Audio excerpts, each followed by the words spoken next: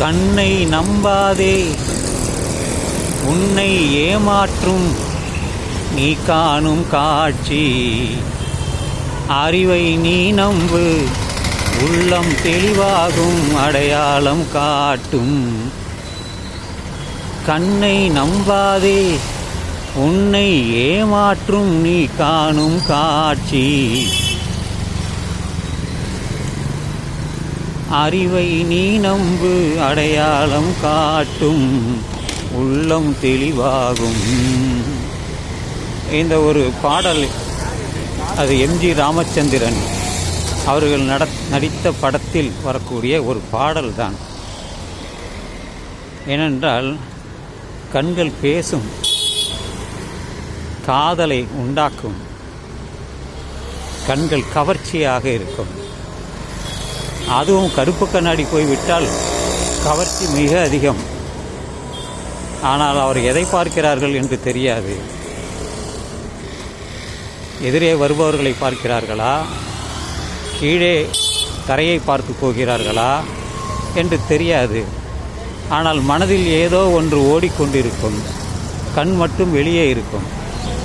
அதைத்தான் அந்த பாடல் விளக்குகிறது. உன் கண்ணை நீ நம்பாதே, பிறரையும் நம்பாதே, பிறர் கண்களை வைத்து நீ எந்த முடிவும் செய்து விடாதே. கண்ணை நம்பாதே, உன்னை ஏமாற்றும். பார்க்குறது ஏதோ இருக்கிறது போல தெரியும், நிழல் போல இருக்கும். கிட்ட போய் பார்த்தா அங்கே ஒன்றுமே இருக்காது.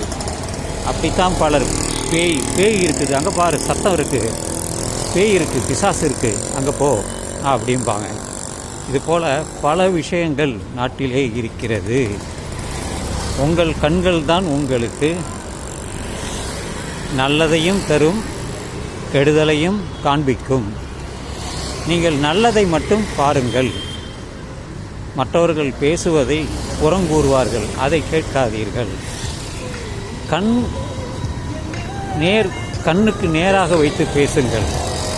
அவர்கள் பார்வை விலகாமல் அவருடன் பேசுங்கள். ஏனென்றால் கவனம் சிதறாது. அவர்கள் சொல்ல வேண்டியதை சொல்வார்கள், நீங்கள் கேட்க வேண்டியதை கேட்பீர்கள், பார்க்க வேண்டியதையும் பார்ப்பீர்கள்.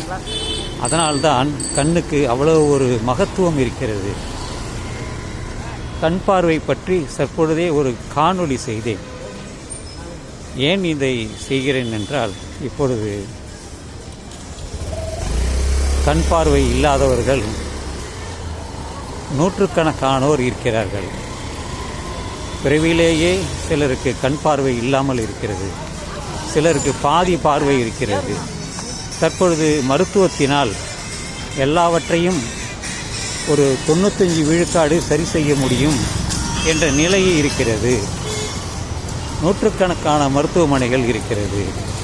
ஆதலினால் அகக்கண் கொண்டு பார்ப்பது ஒரு புறம் மனக்கண், மற்றொன்று புறக்கண்ணை வைத்து பார்ப்பது மறுபுறம்.